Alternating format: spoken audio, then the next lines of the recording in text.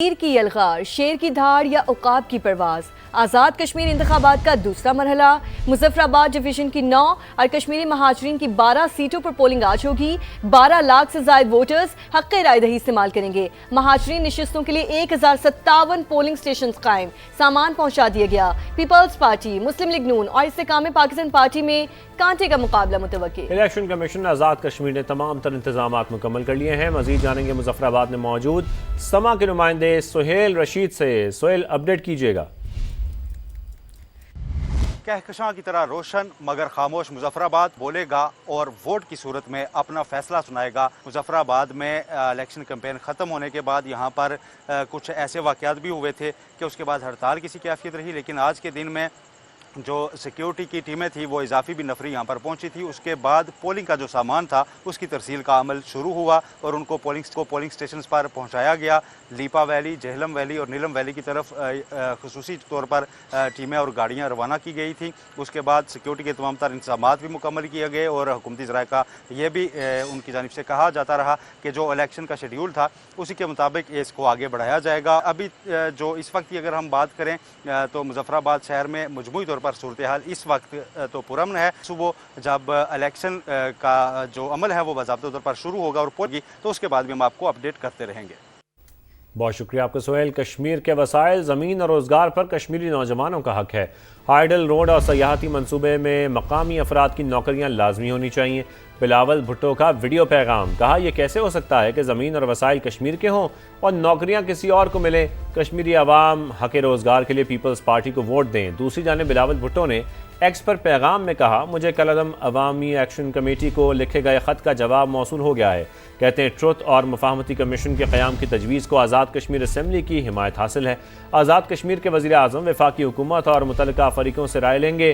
اتفاق رائے کی صورت میں مشترکہ تجویز کو آگے بڑھایا جائے گا۔ آزاد کشمیر میں مسلم لیگ نون حکومت بنائے گی۔ دیگر جماعتوں کے پاس تعمیر و ترقی کا کوئی منشور نہیں ہے۔ وفاقی وزیر اطلاعات عطا اللہ تارڑ کا کہنا ہے کہ سازشی عناصر مہاجر سیٹوں پر سوالات اٹھاتے ہیں۔ کشمیر ہمیشہ نون لیگ کی پالیسی میں اولین ترجیح رہا۔ یوتھ کو پہلے فیز کے اندر ایک نمایاں برتری دی۔ کشمیر الیکشن کو لے کے اس وقت مسلم لیگ نون کیا یہ بات کر رہے ہیں کہ جی آنے والی انشاءاللہ تعالی حکومت جو ہے آزاد کشمیر میں صرف اور صرف مسلم لیگ نون کی ہوگی۔ سازشی عناصر یہ بات کرتے ہیں، یہ مہاجر سیٹوں پہ سوال اٹھاتے ہیں۔ اتنے کشمیری بہن بھائی یہاں پہ بیٹھے ہیں، ان کے آباء و اجداد نے نہ صرف کشمیر کے لیے قربانیاں دی ہیں بلکہ انہوں نے کشمیر کاز میں اپنا بھرپور حصہ ڈالا، تو یہ کریڈٹ ہے ان کے مستحق۔ آزاد کشمیر قانون ساز اسمبلی کے دوسرے مرحلے کے انتخابات ضابطہ اخلاق جاری کر دیا گیا۔ الیکشن کمیشن آزاد کشمیر کے مطابق پولنگ سٹیشنز کے اندر موبائل، ٹیبلٹ اور کیمرے جیسی تمام ڈیوائسز لے جانے پر پابندی ہوگی۔ پولنگ عملہ اور سیکیورٹی اہلکار بھی دوران ڈیوٹی موبائل فون استعمال نہیں کر سکیں گے۔ ووٹنگ کے لیے اصل قومی شناختی کارڈ لازمی قرار دیا گیا ہے، تاہم زائد المیعاد شناختی کارڈ پر بھی ووٹ کاسٹ کرنے کی اجازت ہوگی۔ امیدوار کے ساتھ پولنگ سٹیشن پر صرف 8 داخل ہو سکیں گے۔ پولنگ کا وقت ختم ہوتے ہی پریزائڈنگ افسر فارم 24 تیار کر کے سیکیورٹی انچارج کے حوالے کرنے کے پابند ہوں گے۔ وزیر اعظم شہباز شریف کی جاتی عمرہ میں نواز شریف سے اہم ملاقات۔ پیپلز پارٹی کے ساتھ حالیہ بیان بازی پر بھی تبادلہ خیال کیا۔ مسلم لیگ نون کے صدر نے کہا سیاست میں اختلاف ذاتی نہیں، نظریات کا ہونا چاہیے، تلخیوں سے بچنا چاہیے۔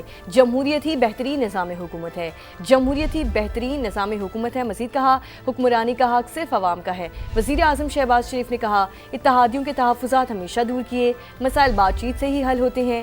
وزیر اعظم کی جانب سے مزید یہ بھی کہنا تھا کہ فتنہ الخوارج کے خلاف کارروائیاں کامیابی سے جاری ہیں۔ اور آپ کو بتائیں پاک چین دوستی ہر چیلنج میں آزمودہ اور مضبوط، دونوں افواج خطے میں امن و استحکام اور مشترکہ مفادات کے تحفظ کے لیے پرعزم ہیں۔ فیلڈ مارشل سید عاصم منیر کا GHQ میں چین کی پیپلز لبریشن آرمی کی سالگرہ کی تقریب سے خطاب، کہا پاک فوج اور پیپلز لبریشن آرمی باہمی اعتماد اور مشترکہ مفادات کے حقیقی شراکت دار ہیں۔ چینی سفیر کا دہشت گردی کے خلاف پاکستان کی قربانیوں اور کردار کا اعتراف، اسٹریٹجک شراکت داری مزید مضبوط بنانے کے عزم کا اعادہ کیا۔ کی پیپلز لبریشن آرمی کے 99ویں یوم تاسیس پر GHQ میں خصوصی تقریب کا انعقاد۔ چینی سفیر کی بطور مہمان خصوصی شرکت، دفاعی اتاشی اور اعلیٰ حکام بھی شریک ہوئے۔ ISPR کے مطابق فیلڈ مارشل سید عاصم منیر نے چینی مہمانوں کا خیر مقدم کیا، PLA کو یوم تاسیس پر مبارکباد دی۔ فیلڈ مارشل کا کہنا تھا کہ پاکستان اور چین کی دوستی آزمودہ ہر چیلنج میں مضبوط ہوئی۔ پاک فوج اور چین کی پیپلز لبریشن آرمی باہمی اعتماد اور مشترکہ مفادات کے حقیقی شراکت دار ہیں۔ چینی سفیر نے دہشت گردی کے خلاف پاکستان کی قربانیوں اور کردار کا اعتراف کرتے ہوئے اسٹریٹجک شراکت داری کو مزید مضبوط بنانے کے عزم کا اعادہ کیا۔ پاکستان دشمنوں پر زمین تنگ کر دی گئی۔ سیکیورٹی فورسز نے خیبر پختونخوا اور بلوچستان میں بھارتی سپانسر دہشت گردوں کے خلاف آپریشنز، خود کش حملہ آور سمیت 12 دہشت گرد ہلاک۔ شمال وزیرستان کی تحصیل رزمک میں جوانوں کے اگلے مورچوں پر قیادت کرنے والے میجر حافظ احسان الہی شہید ہو گئے۔ قومی قیادت کا سلامی عقیدت صدر مملکت، وزیر اعظم اور وفاقی وزیر داخلہ نے سیکیورٹی فورسز کو خراج تحسین پیش کیا۔ دہشت گردی کے مکمل خاتمے کا قومی عزم دہرایا۔ بتائیں لاہور سمیت پنجاب کے مختلف شہروں میں انٹیلیجنس بیسڈ آپریشنز، بھارتی خفیہ ایجنسی کے 5 دہشت گردوں کو گرفتار کر لیا گیا۔ CTD حکام کے مطابق کارروائیاں لاہور، فیصل آباد، راولپنڈی، سرگودا، جہلم، پاک پتن، گجرانوالہ، ساہیوال اور اکاڑا میں کی گئیں۔ دہشت گردوں سے بارودی مواد، اسلحہ اور ممنوعہ لٹریچر برآمد کیا گیا۔ گزشتہ 2 ماہ کے دوران بھارتی خفیہ ایجنسی را کے 5 دہشت گردوں سمیت مجموعی طور پر 54 دہشت گردوں کی گرفتاری عمل میں لائی گئی ہے۔ اس دوران 13,572 کامبنگ آپریشنز بھی کیے گئے، جن میں 1,193 مشتبہ افراد کو بھی پکڑا گیا۔ آگے بڑھے اور آپ کو بتائیں، مشرق وسطی میں کشیدگی، صدر ٹرمپ نے ایران پر نئے حملوں کا حکم دے دیا۔ امریکی اخبار وال اسٹریٹ جرنل کا دعویٰ، رپورٹ کے مطابق امریکہ کی جانب سے آج رات یا کل ایران پر حملے ہو سکتے ہیں۔ اسرائیل بھی حملوں میں شریک ہوگا۔ حملوں کا مقصد ایران کو مذاکرات کی میز پر لانا ہے۔ میڈیا سے گفتگو میں امریکی صدر نے کہا، ایران سے ڈیل کا امکان ہے لیکن ان پر اعتماد کمزور پڑ رہا ہے۔ ایرانی جھوٹ بولتے ہیں اور وعدوں سے پھر جاتے ہیں۔ امریکی محکمہ جنگ نے ایران پر ممکنہ حملوں پر تبصرہ کرنے سے انکار کر دیا۔ ترجمان پینٹاگون کا کہنا ہے کہ صدر ٹرمپ کے فیصلے سے پہلے اہداف پر بات نہیں کریں گے۔ ایران پر حملہ ہوا تو پورے خطے کو پتھر کے دور میں بھیج دیں گے، ایران کی وارننگ۔ قومی سلامتی کمیٹی کے ترجمان ابراہیم رضائی نے کہا، نیتن یاہو نے ایران کو شکست دینے کا خیال ٹرمپ کے دماغ میں ڈالا۔ امریکہ احمقانہ اقدام اٹھانے سے گریز کرے۔ خاتم الانبیاء بریگیڈ ہیڈ کوارٹرز کے کمانڈر میجر جنرل علی عبداللہی کہتے ہیں، جاریت کر کے بھاگنے کا دور ختم ہو چکا۔ امریکہ جنگ کی آگ بھڑکانا چاہتا ہے، خطے کے ممالک اس چالاکی کو سمجھیں۔ اسپیکر باقر قالیباف کا کہنا ہے، امریکہ کے خلاف جنگ میں ایران فاتح ہے، کامیابی کو دستاویزی شکل دینا ہماری ذمہ داری ہے۔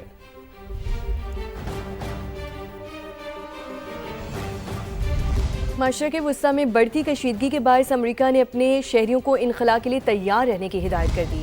امریکی محکمہ خارجہ نے کویت، مصر، بحرین، سعودی عرب، قطر، اردن اور UAE میں سفری الرٹ جاری کر دیا۔ امریکی حکام کی جانب سے اپنے شہریوں کو کہا گیا ہے کہ وہ پروازوں کی منسوخی اور فضائی حدود کی بندش کے امکان سے آگاہ رہیں۔ اور امریکی صدر ڈونلڈ ٹرمپ نے دعویٰ کیا ہے کہ ان کی پالیسیوں کے باعث ایرانی کرنسی شدید دباؤ کا شکار ہے۔ سوشل میڈیا پر شیئر کیے گئے ایک گراف کے مطابق 2025 کے آغاز میں ایک امریکی ڈالر تقریباً 9 لاکھ ایرانی ریال کے برابر تھا۔ اب اوپن مارکیٹ میں اس کی قدر تقریباً 19 لاکھ ریال تک پہنچ گئی ہے، جو ایرانی کرنسی کی گراوٹ اور مہنگائی میں اضافے کی عکاسی کرتا ہے۔ اسرائیل کی وحشیانہ کارروائیاں نہ رک سکیں، غزہ کے مختلف علاقوں پر حملے، مزید 2 فلسطینی شہید اور متعدد زخمی۔ فلسطینی وزارت صحت کے مطابق 48 گھنٹوں کے دوران اسرائیلی حملوں میں 9 فلسطینی شہید اور 76 زخمی ہو چکے۔ 5 اکتوبر 2025 کی جنگ بندی سے اب تک 1122 فلسطینی شہید ہو چکے۔ 7 اکتوبر 2023 سے اب تک شہید فلسطینیوں کی تعداد 73,349 ہو چکی، جبکہ 1,74,162 فلسطینی زخمی ہو چکے۔ آگے بڑھیں اور آپ کو بتائیں، کراچی یونیورسٹی روڈ سے نوجوان تاجر میر رضا کی لاش ملنے کا کیس۔ پولیس نے نرسری سے ملازم کو حراست میں لے لیا۔ ملازم نے مقتول کا موبائل اپنے پاس رکھ لیا تھا، فون پر سم لگائی تو پولیس کو خبر ہو گئی۔ موبائل فون کو فورینزک کے لیے وفاقی حساس ادارے کے حوالے کر دیا گیا۔ تفتیشی حکام نے 50% سے زائد کیس حل کرنے کا دعویٰ کیا ہے۔ پوسٹ مارٹم رپورٹ کے مطابق میر رضا کو ایک گولی سینے پر قریب سے ماری گئی۔ لاش کو جلانے کے شواہد نہیں ملے۔ کیس سے متعلق مزید تفتیش جاری ہے۔ دادو کی تحصیل میہڑ میں 2 مختلف واقعات میں 5 لڑکیاں لاپتہ ہو گئیں۔ پولیس کے مطابق تھانہ بی سیکشن سے 8ویں جماعت کی 3 طالبات لاپتہ ہیں، جبکہ تھانہ اے سیکشن کی حدود سے بھی 2 بہنیں لاپتہ ہو گئیں۔ اس حوالے سے مزید جانیں گے نمائندہ سما صابر کلاچی سے۔ صابر، کیا تفصیل ہے اس حوالے سے آپ کے پاس؟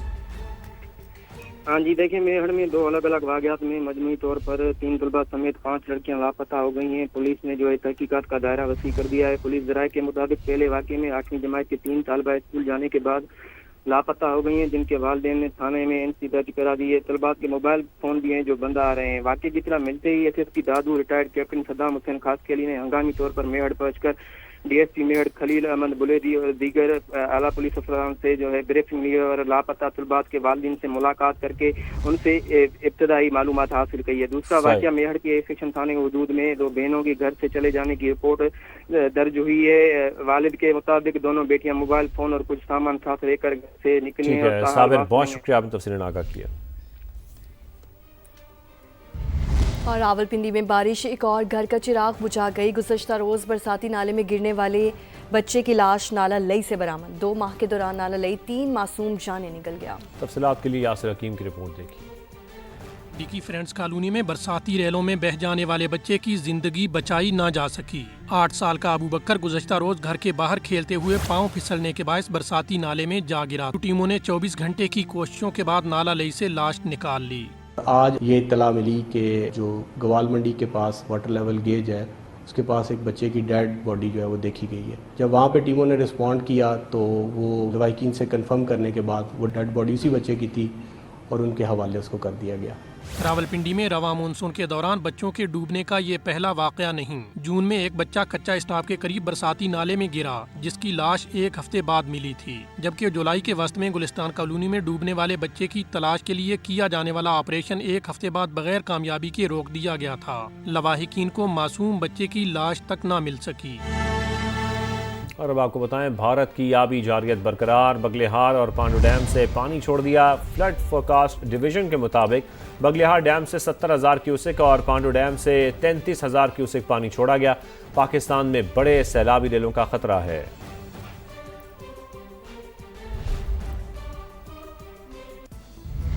یہاں ایک